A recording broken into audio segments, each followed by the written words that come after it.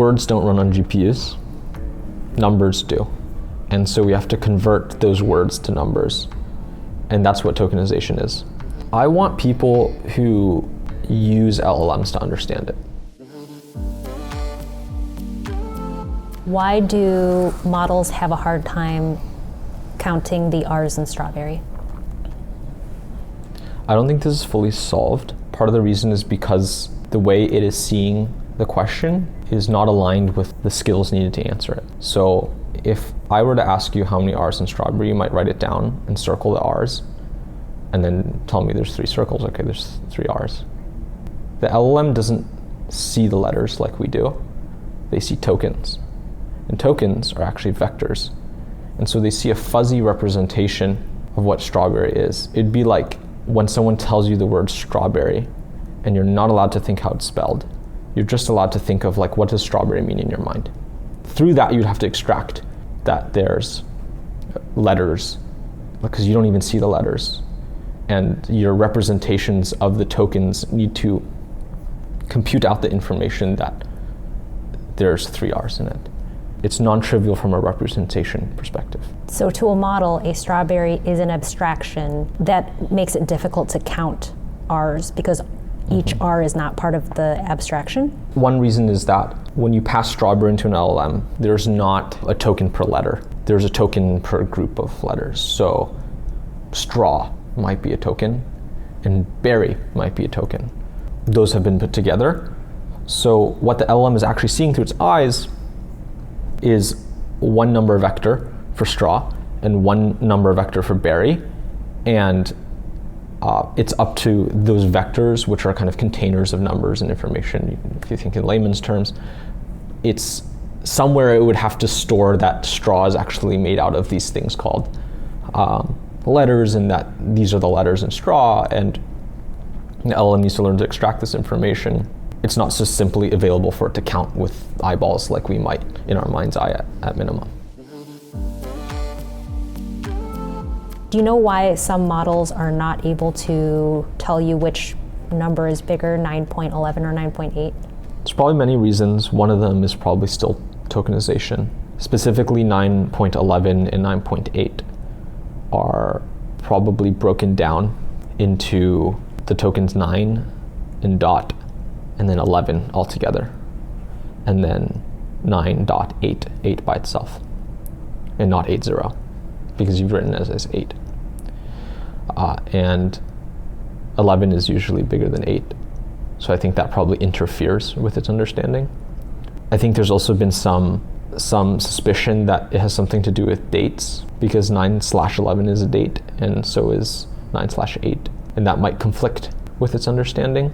So I guess the moral here is, again, the model is not seeing what we're seeing. The model is breaking its understanding into tokens, which have overlapping meanings. 11 means a lot of things. When it's behind a dot, it means 0.11. Could also mean November. Could also just mean 11. Could be 911, like calling 911, right? And I think these overlapping layers on what that exact token could mean might cause interference on a task that to us seems very simple. I would like to note that once you throw this into the training data, it's probably not a problem. Once you allow for reasoning, this is probably not a problem. It's mainly for these models that are not thinking before they answer, because they're not trained to. So the high-level reason you're saying is tokenization. Where in the model's thought process, if you will, does tokenization come into play? Is it when it's interpreting the prompt? Yeah, tokenization happens as the first step. So you give a bunch of words to an LLM, but words don't run on GPUs, numbers do. And so we have to convert those words to numbers. And that's what tokenization is. We map every token, which is maybe a group of letters, and we map it to a big vector. And it's just a lookup table, basically. And so you start out as a sentence, and then you have this many tokens, and then each one of those maps to a bunch of vectors, and those vectors are actually what go into the LLM. When you say reasoning models don't typically struggle with these kind of tokenization errors, do you think it's because the latest models have been trained to count the R's in strawberry, or is it a function of how thinking models work that now they're able to catch these errors? I think there's a little bit of both.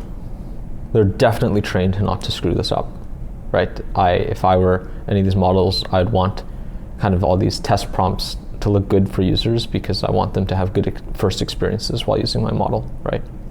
Thinking models do have more space for compute. We call it test time compute, right? Because literally by generating more words, we're using more computational power. And therefore, we are able to have better outcomes. We can, for example, if I ask how many R's in strawberry, answer with one word right now. The model has to do all the counting in its head, basically, before giving you the answer. It's a bit like if I ask you a multiplication problem, you can't write it down, just in your head. That's hard. Now, once I give it thinking, it can break it up. It can specifically cut it into S and then a new line, and then T and then a new line and so forth, which actually breaks the tokenization. Now it's not tokenized as straw and berry, it's tokenized as S, T, and so on and so forth, and it can count. It can even add markers. It could do S, and then it could write, oh, okay, this is not an R. T, this is not an R, right? So it's given it literally more space to think. It's just like when you pull out a pen and paper to do a math problem, and you can kind of write down external representation.